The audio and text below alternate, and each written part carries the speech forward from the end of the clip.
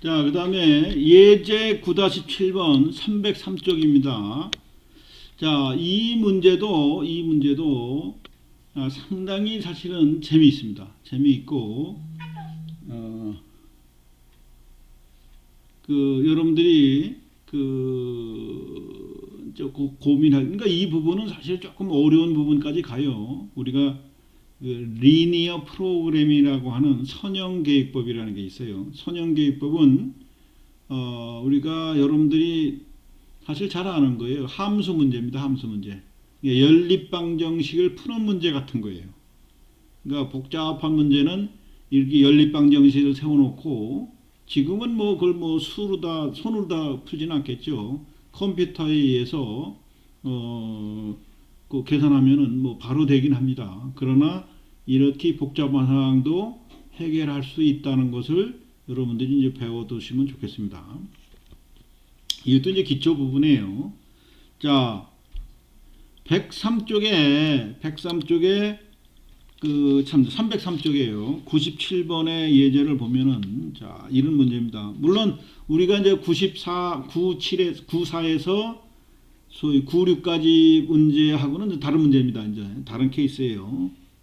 설악산 주는 제품 X와 Y, 그러니까 두 가지를 지금 생산하는데, X와 Y에 대한 시장 수요는 각각 500단위래요. 500단위. 자, 그리고 각 제품의 판매 가격과 변동원가, 공원이익은 이렇게 주어져 있었죠. 자, 주어져 있었습니다. 즉, 자, 보세요. X 제품은 3,000원짜리고, Y 제품은 5,000원짜리다. 이런 얘기의 단가가. 단위당 변동비가 2,000원, 3,500원. 그러면 각각 X 제품은 공원이익이 1,000원. 그러니까 이건 뭐야? 한 개 팔 때마다 공원이익이 1,000원씩 생긴다. 이런 뜻이죠. Y 제품은 한 개 팔 때마다 공원이익이 1,500원씩 생겨요. 근데 여기는 단위당 기계 소요 시간, 물론 기계 소요 시간일 수도 있어요. 근데 우리 교재에서 보면은 문제에서는 단위당 직접 노동 시간이라고 주어져 있습니다. 사실. 그러니까 이거는 미스프린트예요. 요것도 기계 시간당 공원이익이 아니라 뭐예요? 노동 시간당 공원이익 이렇게 고쳐야 되겠죠. 자, 요거는 X 제품은 한 개 만드는데 2시간이 들어가요. 2시간이. 노동시간이 2시간을 작업해야 한 개를 만들고, Y 제품은 4시간을 작업해야, Y 제품 하나를 만드는 거예요. 자, 근데 우리가 여기서 우리가 딱 생각해야 될 것이 있어요. 여러분들이. 뭘 생각해야 되느냐? 자, X 제품은 단위당 공원이익이 1,000원이에요. 그죠? 1,000원이고, Y 제품은 한 개당 1,500원. 그러니까 우리가 제품 하나하나 둘만 가지고 볼 때는 Y 제품이 공원이익이 큰 거죠. 그런데 여기 재미있는 노동 시간당으로 보면은 한 사람 여기는 뭐예요? 하나 만드는데 2시간 투여해 가지고 500원의 공원이익이 생겼고요. 그죠? 여기는 어떻게 돼요? 4시간을 투자해서 1,500원의 이익이 생겼으니까 시간당 공원이익을 생각해보면 X제품은 500원, Y제품은 375원이에요. 이렇게 되면 그죠? Y제품보다 X제품이 공원이익이 큰 거죠? 일하는 시간을 고려해 봐야 될 거 아니에요. 그죠? 우리가 지금까지는 그런 건 고려를 안 했었죠. 그런 걸 고려 안 했었습니다.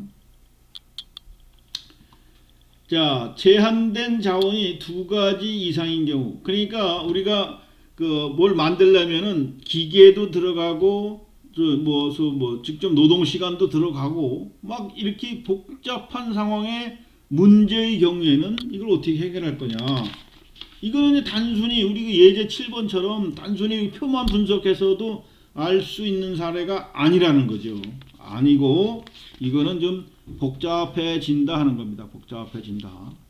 자, 그러니까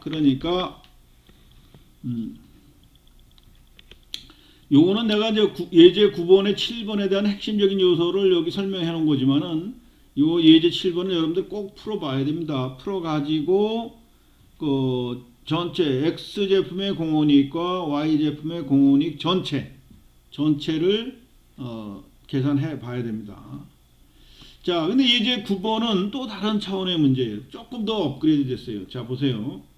아동복과 숙녀복을 만드는 회사예요. 이 자료만 가지고 설명도 가능합니다. 아니면 문제를 보죠. 다시 문제를 보면은 예제 305페이지예요. 예제 9-8번 설악산 주는 아동복과 수영복을 생산하는 의류 제조 업체이다. 여러분 교재를 보세요. 설악산 주의 현재 생산 시설과 인적 자원을 고려할 때 연간 사용 가능한 기계 시간은 120시간이고 직접 노동 시간은 120이 아니라 12만 시간이고 노동 시간은 7만 시간이다. 그죠? 그래서 아동복과 여성복의 단위당 원가 및 자원 소비량은 다음과 같이 주어져 있습니다. 각 제품에 대한 수요는 제한이 없는 것으로 가정한다.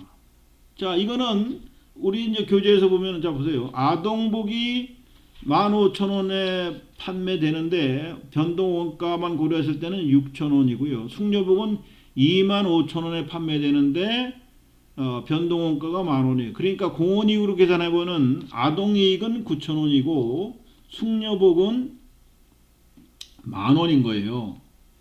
단순히 이거 갖고 우리가 지금 계산 여러 가지 상황을 풀었었는데 이거는 좀 더 복잡했어요. 왜? 자, 아동복은 기계가 하나 만드는데 2시간, 숙녀복은 3시간이 들어가고요. 시간이 더 많이 들어가죠. 노동시간으로 봤을 때는 1시간, 숙녀복은 2시간. 그런데 보세요. 야, 기계도 더 많이 쓰고 작업도 더 오래 했는데 10,000원이에요. 그죠? 공원이익이. 여기는 2시간, 1시간인데 공원이익이 별 차이가 안 나죠.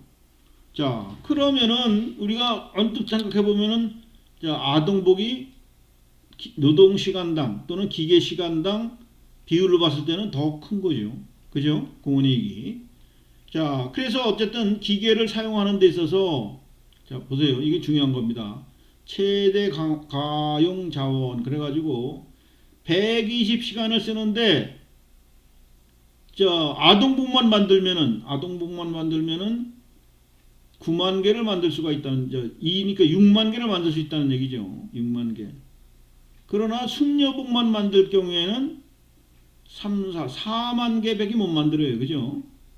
그러니까 두 개를 어떻게 믹스해서 만드느냐 하는 문제를 우리가 생각해 봐야 되는 겁니다.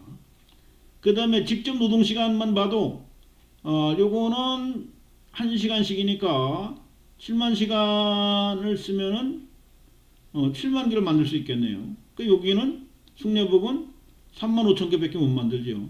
이러한 제약, 요거는 최대 가용자원, 요걸 우리가 보통 제약 조건이라 한다. 요런 문제는 우리가 간단히 못 풀고 이것이 함수로 리니어 프로그래밍이라고 하는 것으로 푸는 겁니다. 연립방 정식 풀듯이 푸는 거예요. 자, 여기에서 설명을 더 보면은 제한된 자원이 하나인 경우에는 시간당 공원이익이 높은 제품을 생산하는 것이 유리하다. 즉 뭐예요? 시간당 공원이익, 그렇죠? X 제품을 생산하는 것이 유리한 것이죠. 그러니까 이게 우리가 경영자나 또는 뭐 판매하는 사람 담당자 입장에서 봤을 때 어떻게 보면은 야, 이거 2,000원짜리 3,000원에 팔고 3,000원짜리 5,000원에 팔고 그러면 X 제품을 파는 게 우리 이익이 더 크게 나겠네 이렇게 생각하지만은 회사에서 들어간 노동력, 그죠? 이게 기계가 아닌 노동력이라 하죠. 노동소요시간, 노동시간당 공원이익이. 자, 이해하는 사람들 입장에서 보면, 노동자 입장에서 보면 A를 만드는 것이, 제품을 만드는 것이 공원이익이 더 크죠. 그죠? 그러니까 X 제품을 많이 생산하는 것이 더 회사에서는 유리하다고 볼 수 있는 거예요. 자, 그 다음에 이제 여러분들이 이제 골치 아픈 그 숫자가 나오는데, 자 보세요. 지금 예제 9번에 9-8번의 문제는 X라는 제품은 X가 아동복이에요. 아동복은 한 단위당 9,000원이 남고 이 공원이익이에요. 그죠? Y는 숙녀복은 10,000원의 공원이익이 발생하는데 이 함수의 결과가 최대로 하는 식을 만들어 보자 이런 얘기예요. 맥스가 그런 뜻이에요. 이게 선형계획법의 공식을 이렇게 표현합니다. 그 다음에 이제 컨트레인트먼트라고 하는 거예요. 이 컨트인데 컨스트레인트먼트인데 그거를 줄여서 표시한 겁니다. 요거는 제약 조건이에요. 자 보세요. 우리 아까 봤었죠. 총 맥시멈 12,000시간인데 X는 한 개당 2시간씩, Y는 3시간씩. 요 얘기예요. 요 표현을 이렇게 표시한 겁니다. 그 다음에